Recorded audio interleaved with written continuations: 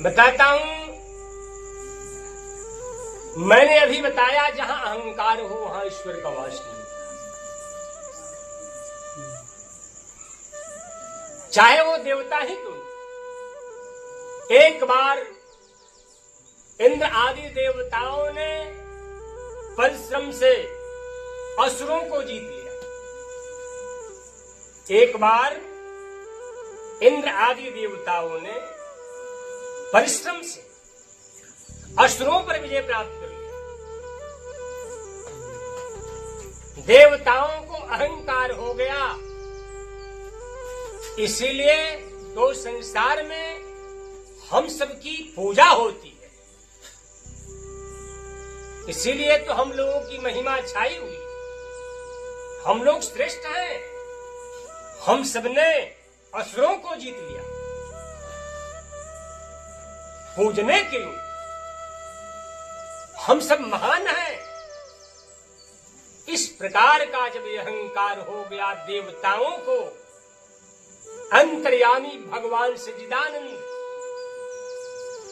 देखे कि इंद्र को तो गर्व हो गया। अहंकार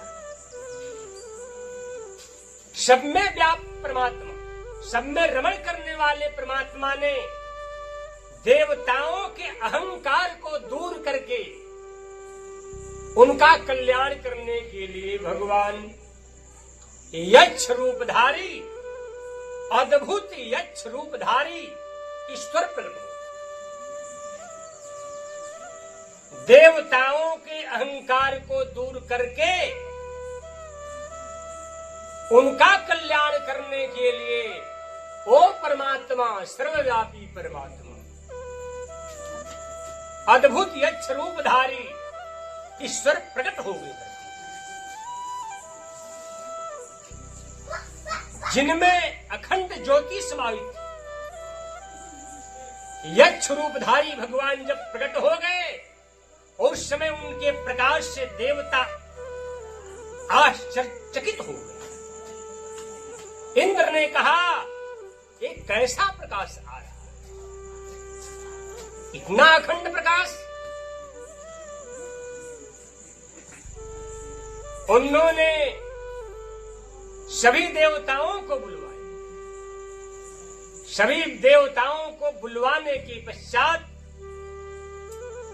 अग्नि देवता से इंद्र ने कहा कि हम सब में तुम अगुआ हो,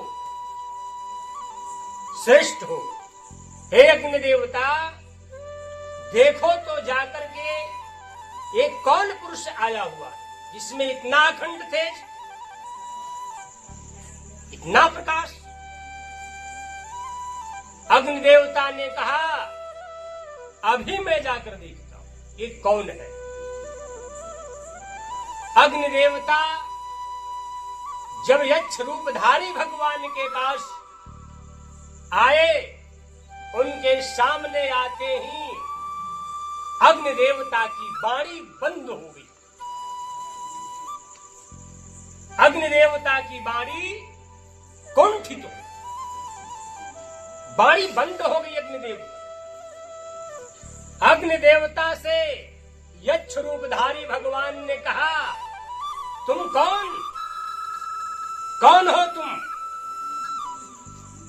अग्नि देवता ने कहा, मैं अग्निदेव हूं। अग्निदेव,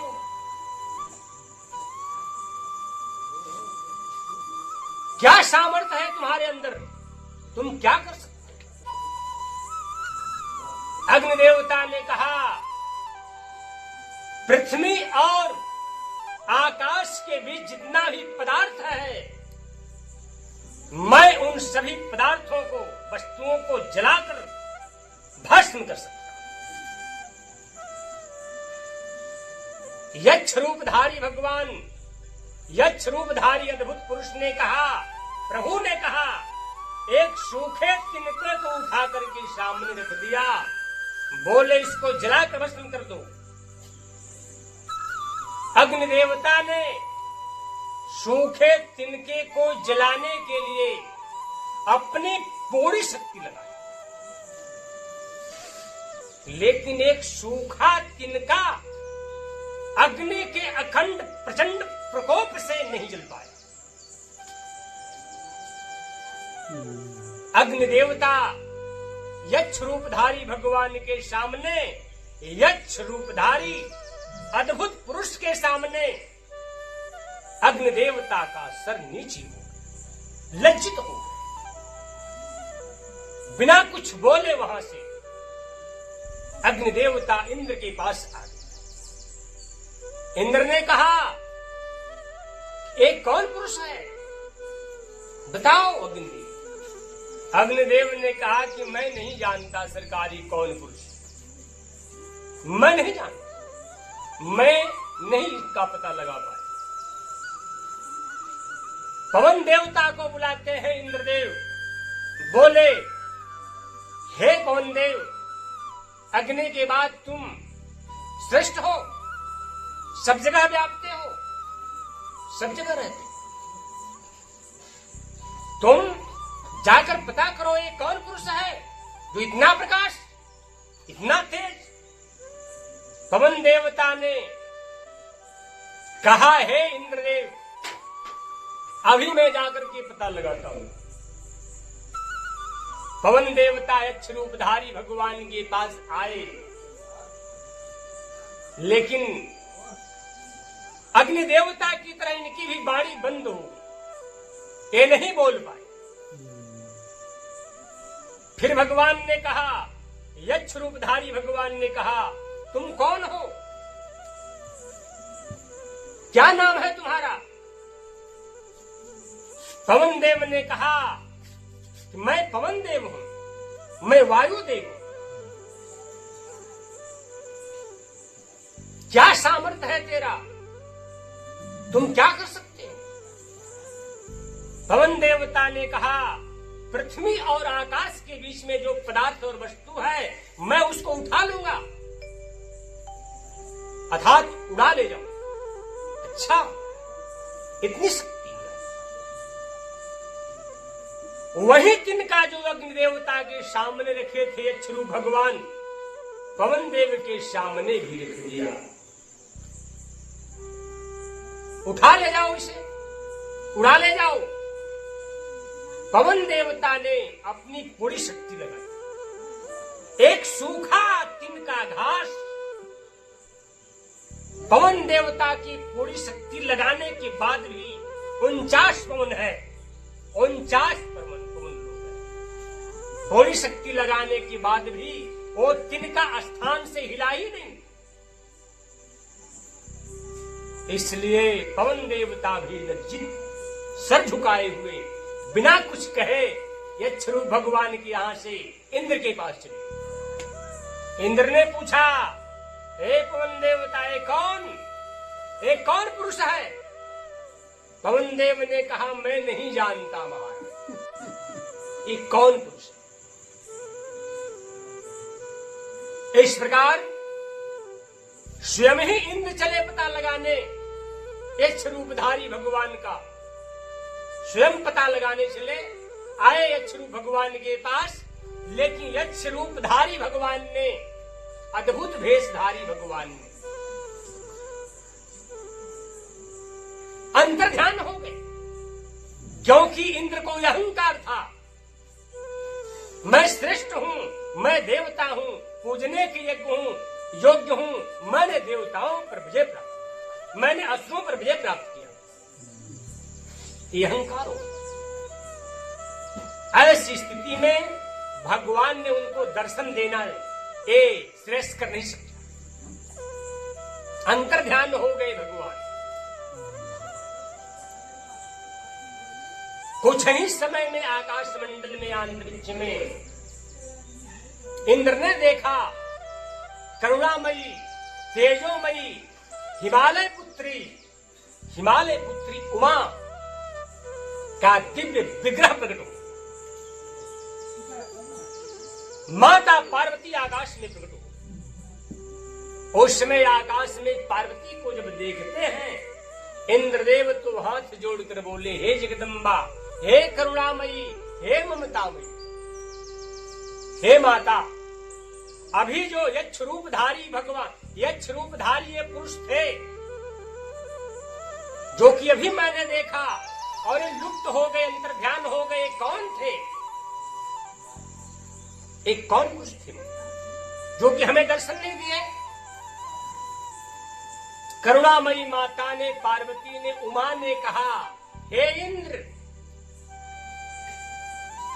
ये वही पुरुष है जिस पुरुष की शक्ति से तुम लोगों ने असुरों पर विजय प्राप्त किया।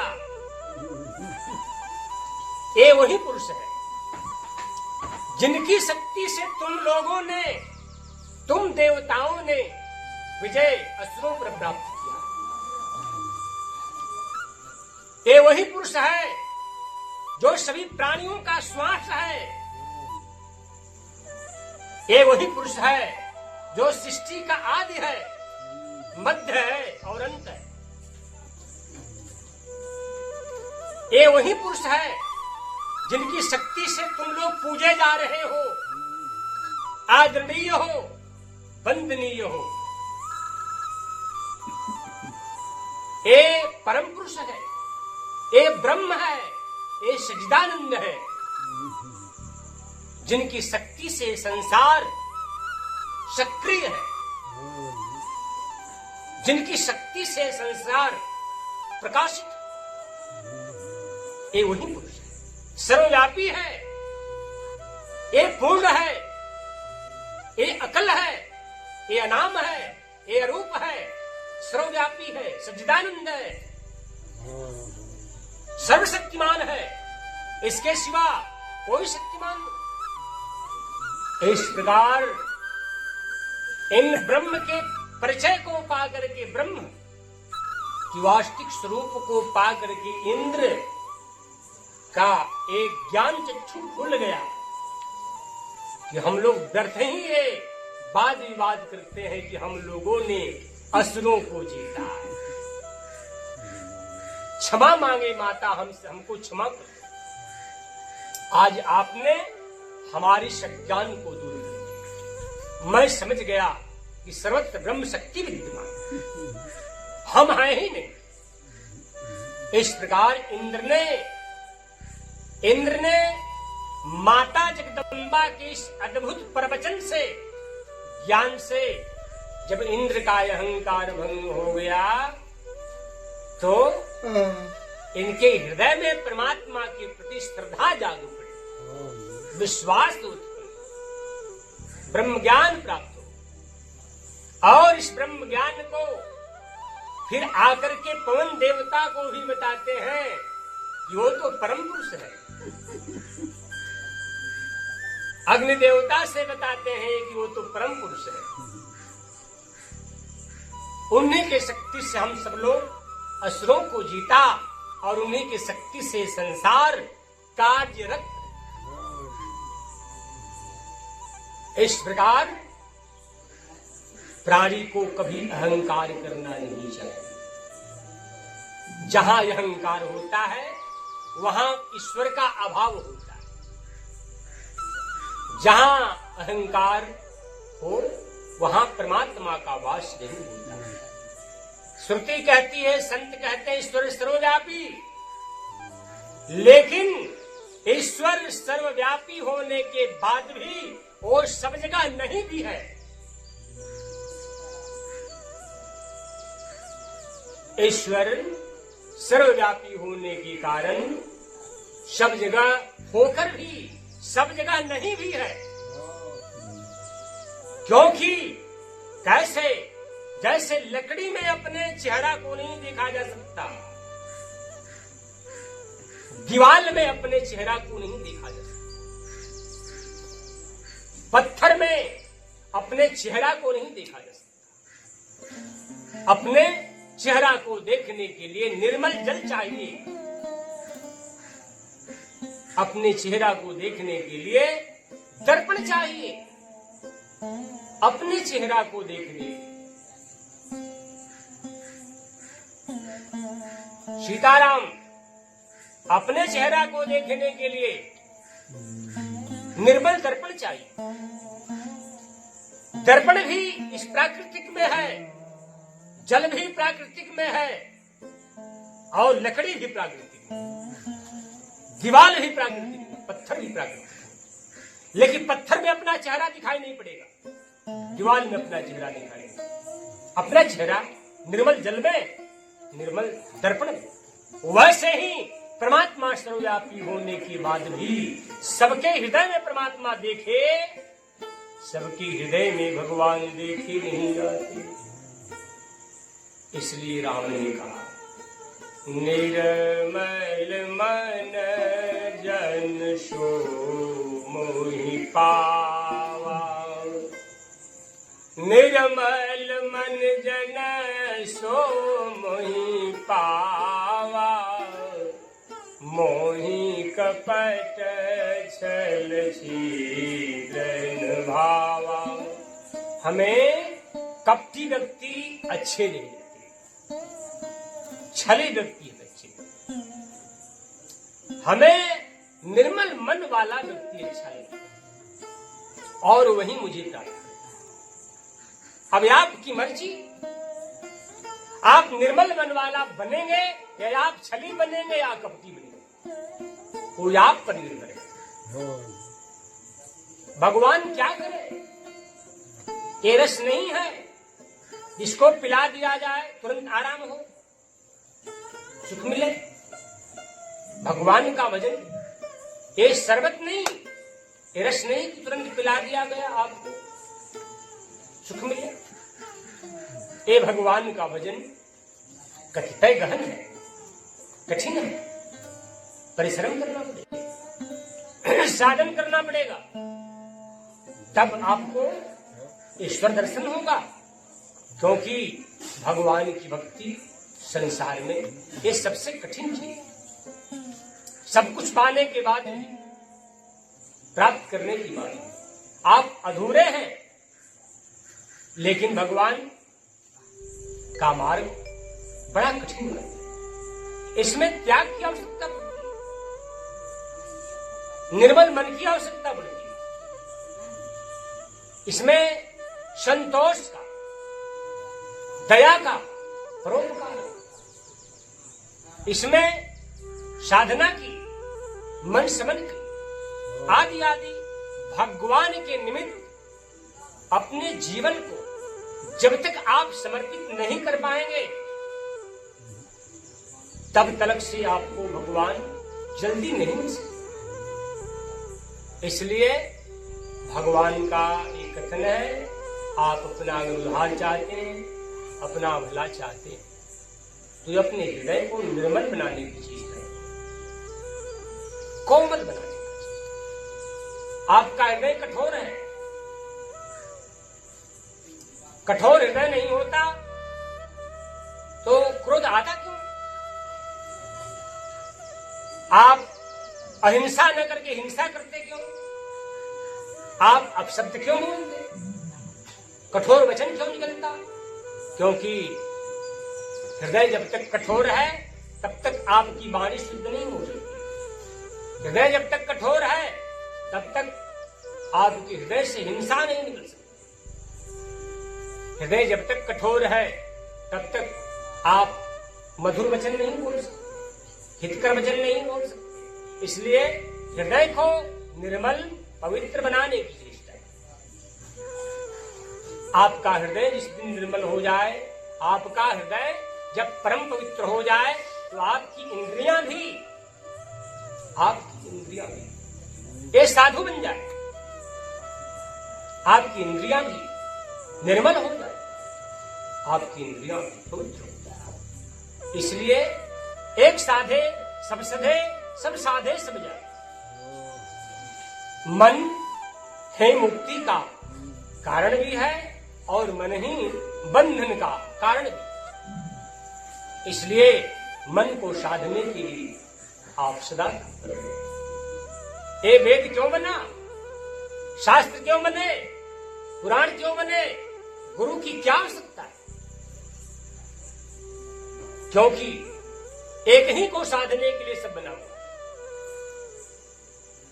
मन को साधने के लिए गुरु की आवश्यकता पड़ती है, मन को साधने के लिए ही वेद की आवश्यकता पड़ती है, मन को साधने के लिए पुराण बने।